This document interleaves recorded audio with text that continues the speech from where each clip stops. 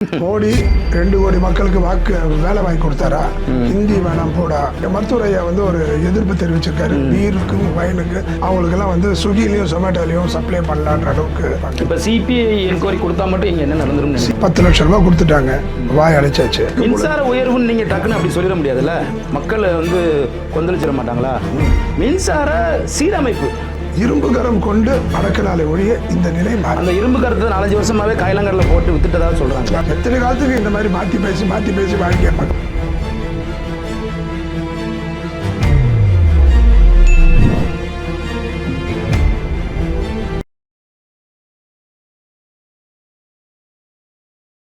வணக்கம். 3ஆம் கண் தொலைக்காட்சி நேயர்களுக்கு இன்றைக்கி முக்கியமான ஒரு ஆளுமையை பற்றி பேச போகிறோம், சந்திக்க போகிறோம். அவருடைய கருத்துக்களை மக்களிடம் பரிமாறிக்க போகிறோம். அந்த வகையில் நமது உரிமை காக்கும் கட்சியினுடைய நிறுவன தலைவர் அண்ணன் செங்கை பத்மநாதன் அவர்களை சந்திப்பதில் மகிழ்ச்சி அடைகிறேன். அண்ணா வணக்கம். வணக்கம் சார். இப்போ கள்ளக்குறிச்சியில் நிறைய மிகப்பெரிய மரணங்கள்லாம் நடந்தது. 66 பேருக்கு மேலே. பெரிய துயரம், அவலம். ஆமாம், நிர்வாக சீர்கேடு. அதான் கள்ளக்குறிச்சியில் கிட்டத்தட்ட 60க்கும் மேற்பட்ட உயிர்கள் இறந்துட்டாங்க கள்ளச்சாராயத்தால். அதுக்கு திமுக இதுவரைக்கும் அதுக்கான விளக்கம் இல்லை. அவங்களுக்கு நிவாரணம்ங்கிற பேரில் கொடுத்துட்டாங்க. இப்போ இந்த மாதிரி தமிழகம் முழுவதும் இது தொடருதா? இதை நிப்பாட்டுறதுக்கு எதுவும் வழி இருக்கா, இல்லையா? இல்லைங்க, இந்த ஆளுங்கட்சி இதை பற்றிலாம் சிந்திக்கிறதுக்கு அவங்க தயாராக இல்லை. அதுதான் முதல்ல. 10 லட்சம் ரூபாய் கொடுத்துட்டாங்க, வாய் அடைச்சாச்சு. சிவகாசியில் பட்டாசு தொழிற்சாலையில் ஊழியர்கள்லாம் இறந்து போயிட்டாங்க. அவங்களுக்கு 1 லட்சம், 1.5 லட்சம், 2 லட்சம்.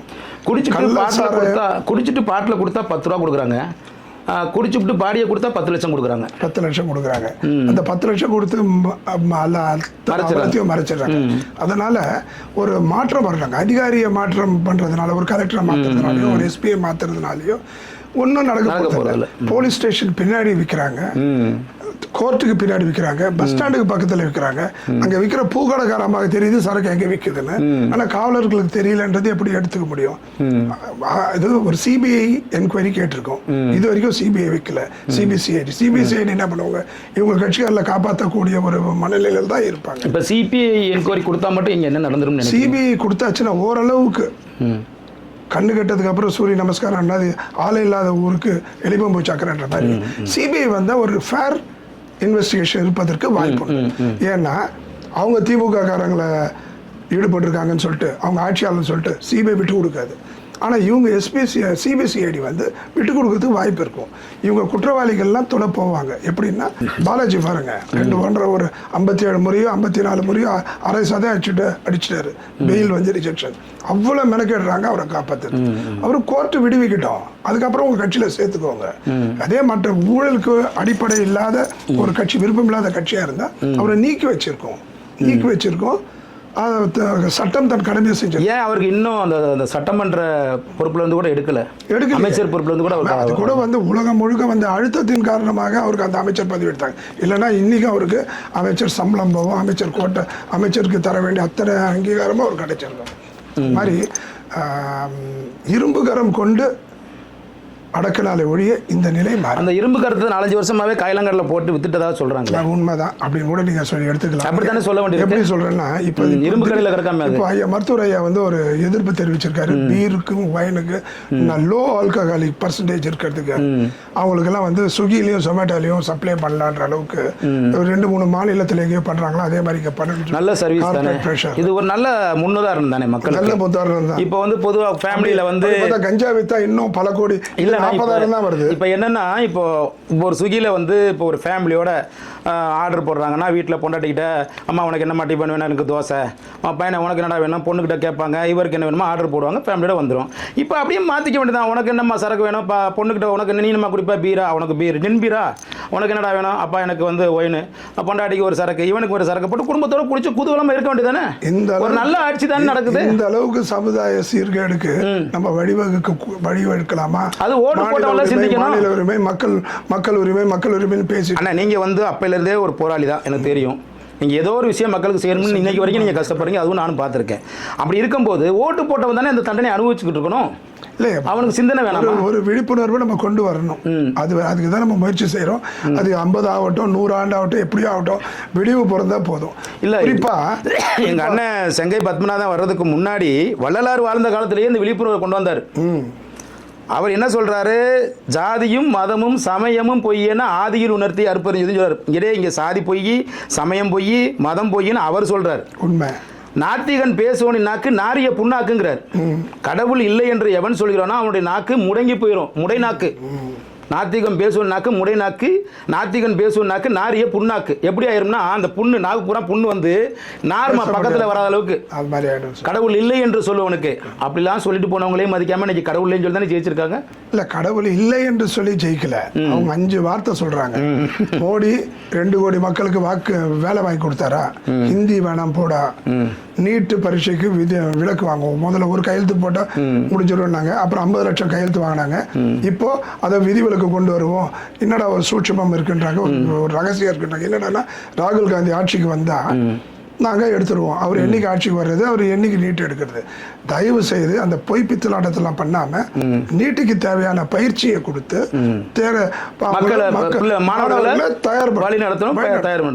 நீட் வேண்டாம், உங்களுக்கு பிடிக்கல நீட் வேண்டாம். ஆனால் நீட்டை நடந்த அயோக்கியத்தனத்தை அக்கிரமத்தை நம்ம ஏற்க முடியாது. அது இரும்பு கரம் கொண்டு தவிர்க்கலாம்.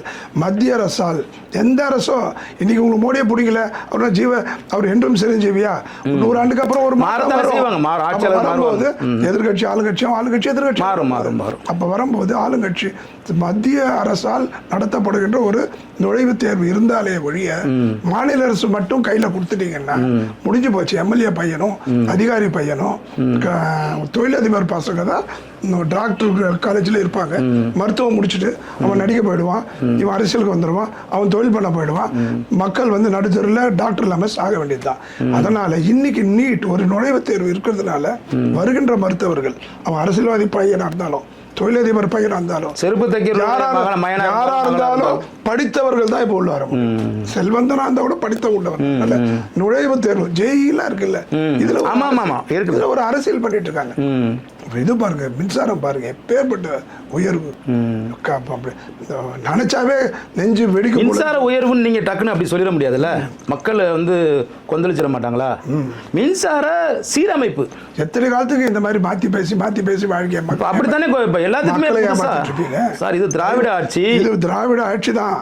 திராவிட ஆட்சி பெண்களை கற்பழிப்பவனுக்கு பெண் விரும்பி, மது குடிப்பவனுக்கு மது பிரியர்கள், அது மாதிரி மின்சார மாற்றி அமைப்பு. இதையே நீங்க வந்து கொந்தளிக்கிற மாதிரி சொல்றீங்க. சொத்து வரி ஏற்றிருக்காங்க, உங்களுக்கு சொந்த வீடு தான், உங்களுக்கு என்ன டாக்ஸ் கட்டிருக்காங்க உங்களுக்கு தெரியும். அடுத்த மாசம் அடுத்த வருஷம் வேலை வாடகை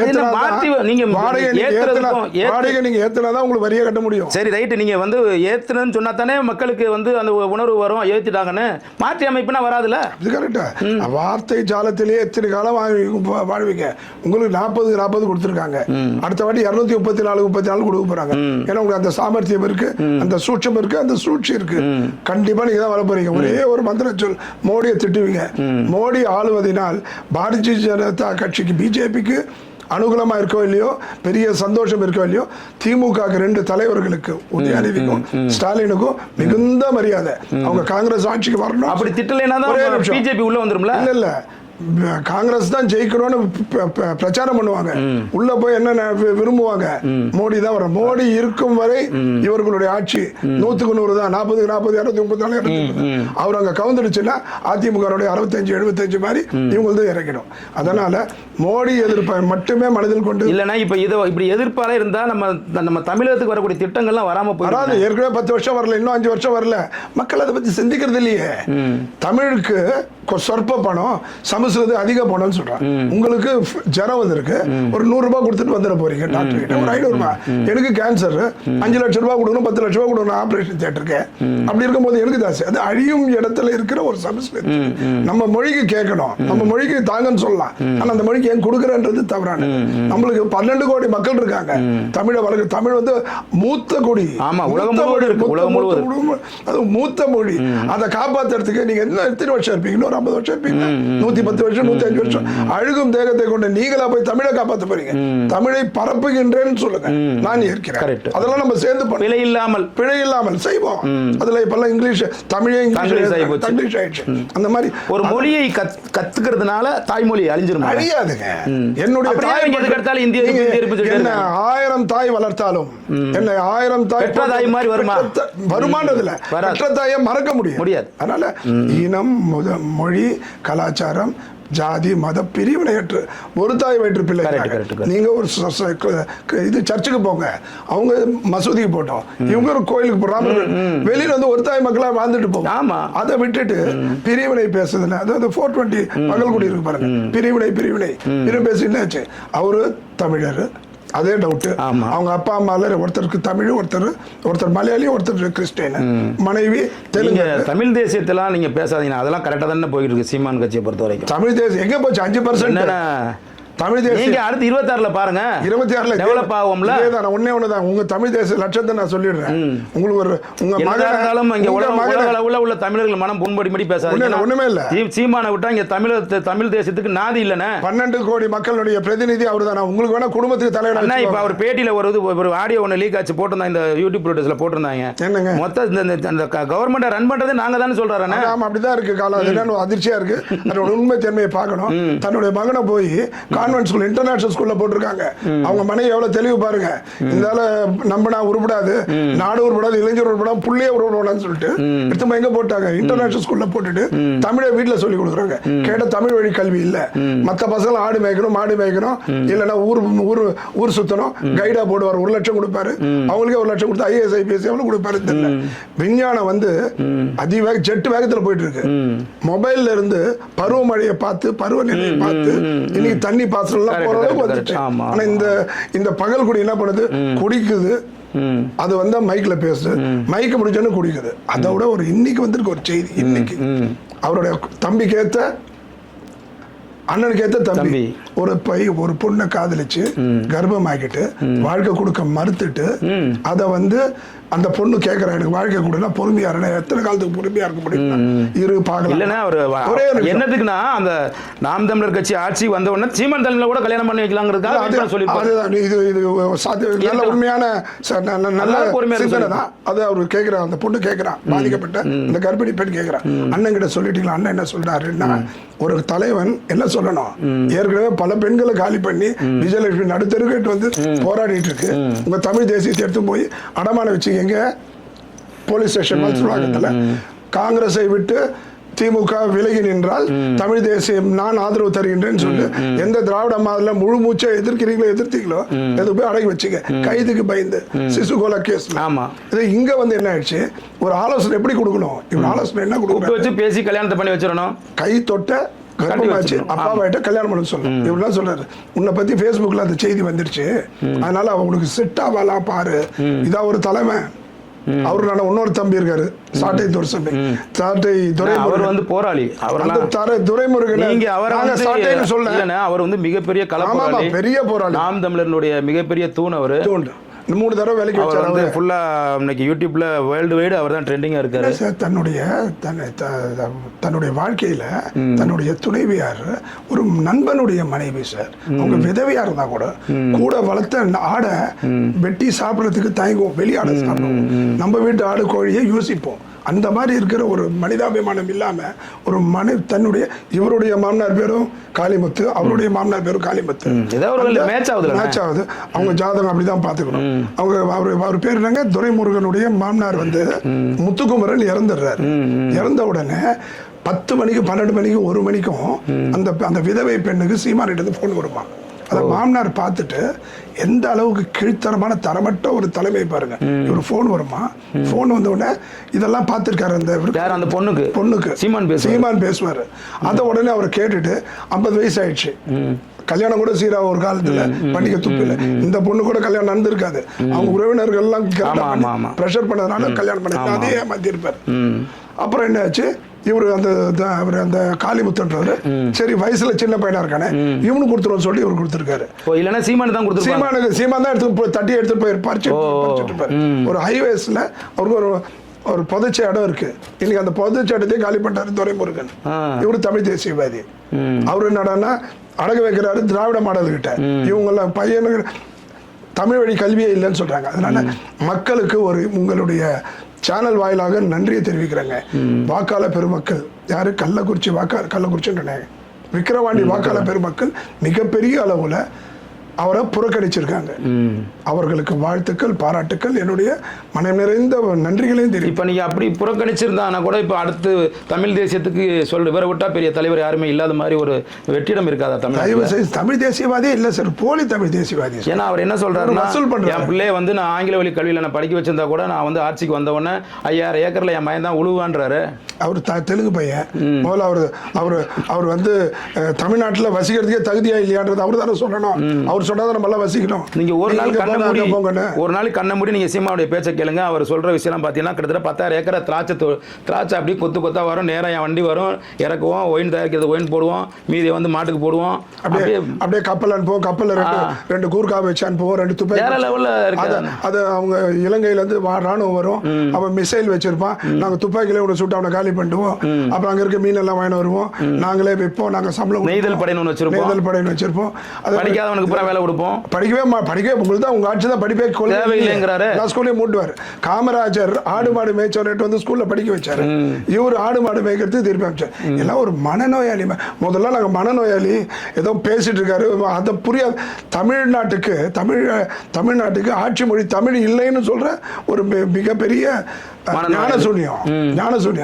அது அந்த இருக்கு. கடைசியில் பார்த்தா இதெல்லாம் ஒண்ணுமே கிடையாது. ஃபுல்லு போதை. எப்ப பார்த்தாலும் முதல்ல கண்ணு ரெட்டா இருக்கும். அப்ப நாங்க என்ன நினைப்போம்னா ஒரு அரசியல் தலைவர் 10 இடத்துக்கு போறாரு, நேரம் இல்ல, நேரம் ஈரம் இல்லாம படுக்கிறார் அப்படின்னு பார்த்து இப்ப பார்த்தா 24 மணி நேரம். நேற்று ஒரு யூடியூப் உப்புக்கண்ணம் போட்டு இப்படி வச்சுட்டு சுற்றி உட்கார வச்சு சாப்பிட்டு இதெல்லாம் இல்லை. நான் என்ன கேட்குறேன்னா, அரசியல்வாதிங்க அதை தானே பண்ண முடியும். அதை தாண்டி வேறு என்ன பண்ணிட முடியும்?